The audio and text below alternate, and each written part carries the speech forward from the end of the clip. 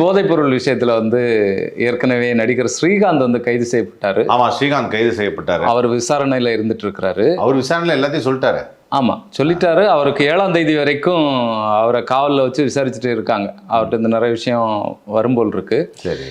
அதுக்கு அடுத்ததாக அவர் சொன்ன தகவலுடைய அடிப்படையில் தான் கழுகு கிருஷ்ணாவை கைது பண்ணாங்க. ஆமா, அவர் ஃபோன் ஆஃப் பண்ணிட்டு தப்பிச்சு போயிட்டாரு. அவருக்கு சரண்டர் ஆக சொல்லுங்க, நுங்கம்பாக்கம் ஸ்டேஷன்ல சரண்டர் ஆக சொல்லுங்கலாம் சொல்லியிருந்தாங்க. ஆமா, 5 தனிப்படை அமைச்சு தேடினதுல அவரை பிடிச்சிட்டாங்க. பிடிச்சு இப்போ அவர் முதல்ல மறுத்து இருக்காரு, எனக்கும் இதுக்கும் சம்பந்தம் இல்லை அப்படின்னு சொல்லி மறுத்திருக்காரு.